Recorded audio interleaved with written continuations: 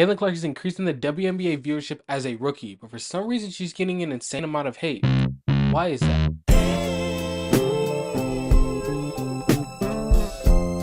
Hello everyone, welcome back to my YouTube channel where I do absolutely nothing but yap. Today we're going to talk about how Caitlin Clark is getting hate for doing absolutely nothing. If you'd like to follow me on Instagram or TikTok, it'll be at Jalen Brooks with 2 S's at the end, and they'll also be linked in the description below. Caitlin Clark, who is she? Caitlin Clark was the #1 pick in the 2024 WNBA draft, and a lot of you may know her for her time in college at the University of Iowa. She's known for her three-point shooting, her leadership, and her playmaking abilities. In college, she led Division I women's basketball in points, assists, and three-pointers made per game. She would also go on to become Division I women's basketball all-time leading scorer, breaking the 7-year-old record previously set by University of Washington alum Kelsey Plum. She also would lead Iowa to back-to-back national championship appearances. Unfortunately, they did not win either. Now, you're probably wondering, why are people hating on this woman? What did she do? Answer is absolutely nothing. Literally even before she was drafted, there were clips, posts, and tweets coming out of people tearing down this woman. At first, I wasn't going to make this video because of recent events that happened. More on that later. I just felt like I had to make this video. Fans knew that when Caitlin Clark, Cameron Brink, Camila Cardoso, and Angel Reese announced that they would be entering the WNBA draft, that the ratings and viewership for the WNBA would see great growth, which would end up happening.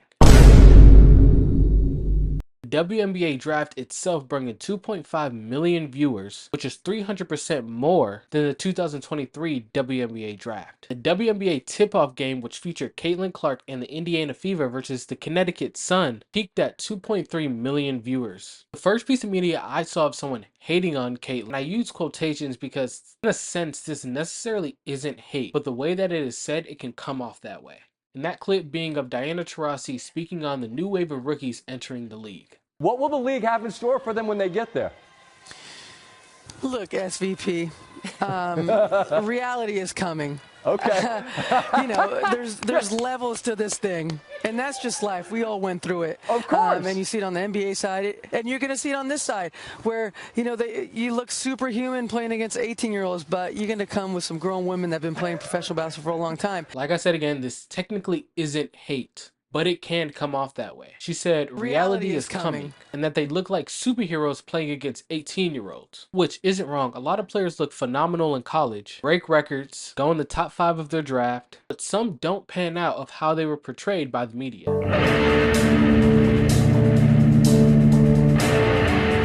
But Diana Taurasi, being a well-known vet, a league she was once the face of, not to acknowledge how much talent incoming rookies have, and how much traction they will bring to a league whose ratings aren't the best compared to other sports. It's pretty crazy to me. And it's not just Caitlin Clark who received hate from Taurasi. Chicago Sky rookie Angel Reese also receives some unflattering words from Taurasi. I've seen a lot on the internet on that one.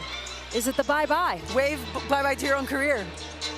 Well, just saying bye for now. Oh. Bye college. Bye, my bad. Angel Reese has been receiving hate since she was in college. She was suspended for 4 games due to unknown reasons. Some say it was academics, some say it was her locker room character, but there was no reliable source that gave accurate information on the situation. But once again, well-known vet Diana to say wave bye-bye to your career to a player who's just now entering the league and maybe even looked up to you as a child. Just disrespectful, in my opinion. No matter what the media or Instagram or Twitter comments say about this woman, she is an unbelievable player who is also bringing that insane amount of traction to this league.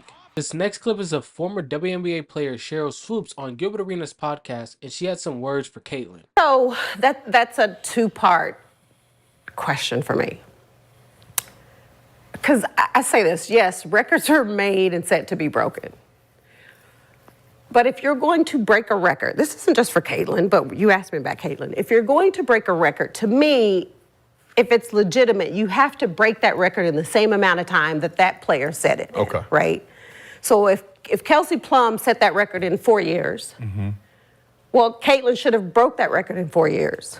But because there's a COVID year, and then there's another year, you know what I mean? So she's already had an extra year to break that record. So is it truly a broken record? I don't know. You think exactly how I don't think so, but yeah, that'll go in the record books as Caitlin Clark is the all-time, whatever it is. I don't even know what the number is, but that's the way it'll be. And I don't think it should be.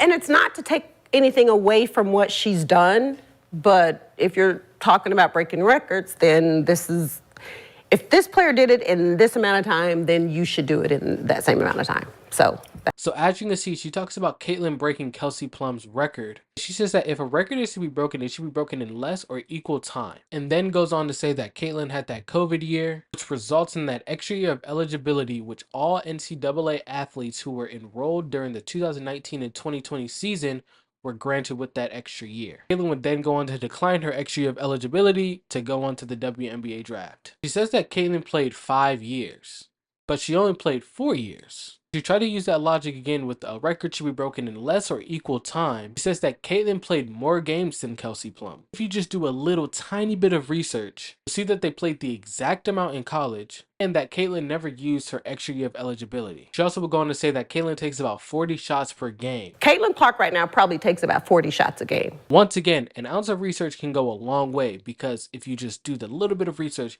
you'll see that she only took an average 20 shots a game. If I'm being honest, I had no idea who Sheryl Swoops was until I saw this clip get tossed around on social media. And so I did a little bit of research on her. And it turns out she was a dog during her time in the WNBA. And I have nothing but respect for her. Successful black woman who made her mark in the WNBA. I don't think it was right for her to tear down a player for something she didn't have the right information on. Would also go on to say that Caitlyn and Angel Reese would not come into this league and dominate. To something I said before, when you asked me the same thing about Angel. And so what I had said was I think Angel will eventually be a good pro. I don't think Angel will come into the league immediately and dominate the way people think she will. And I say that for people who have never watched a WNBA game. It's good. Like there's talent. Like these women can play. And because there are very few roster spots. Like it's a real job. So people look at new players coming in, whether that's out of college, players who've been overseas, and they look at that and say, oh, you trying to come take my job. Like, nah, it's not gonna be that easy. So will Caitlin Clark be a good pro? Absolutely. Will Caitlin Clark come into the WNBA and do what she's doing right now? Immediately? Absolutely not. Not gonna happen. Okay. And I 100% believe that. It's very rare for a player to come straight out of college and dominate in the respected league, unless your name is CJ Stroud. But me personally, I felt like that part could have been left out. She did go on to say that she did apologize to Caitlyn privately. Once again, very successful woman, just speaking on something she was misinformed about. Now it's time for the event that sparks this entire video. Chennedy Carter. At the time of recording this video, this incident happened 3 days ago, and it happened during the Indiana Fever versus Chicago Sky game when Chennedy Carter would take a cheap shot at Caitlyn. Mabry doubled off to Carter. Her jumper is good. Chennedy Carter now with 12 points off the bench. And then the lay from Boston. Now, how did this happen? Well, a few plays prior, Caitlyn had some words for Carter. Missed it. The Sky's Chennedy Carter shoulder check. And that would spark some rage into Carter, leading her to take that cheap shot at Caitlyn. Now, let me explain why I think this is wrong. There are some people saying that Caitlyn deserved it because she has some trash talk, but to each their own. But I find this wrong because in a sports league, trash talk happens mainly the entire game. Whether if it's football, basketball, baseball, or hockey, or even international sports, trash talk should not automatically lead to violence. I say that in quotes because it really isn't like violent. I was really struggling to find another word for it, so that's the word I decided to choose. So yes, there have been times where trash talk gets into players' heads. They immediately resort to that.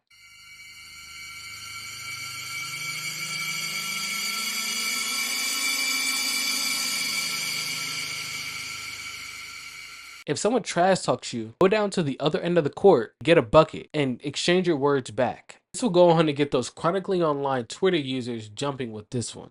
The more players hate her, the more I love her. You look like you bite niggas for fun. Draymond Green has entered the chat. Breaking, Indiana Fever signed free agent Drayana Green. Caitlin Clark gets the basketball, WNBA players. Indiana Fever got no killers for a man. If this happened to Steph Curry, I promise Draymond Green going federal low. Somebody touch Luka like this and PJ Washington, Derrick Jones Jr., anybody sliding. They don't have an enforcer, lol. Caitlin Clark gets called a bitch, then decked by Chicago guard Chennedy Carter. away from the ball. Does Caitlyn need to toughen up or are a woman out to get her? Start finding $50 for this and I bet they'll stop. She's literally the reason everyone is going to get pay raises and private charter planes for the WNBA.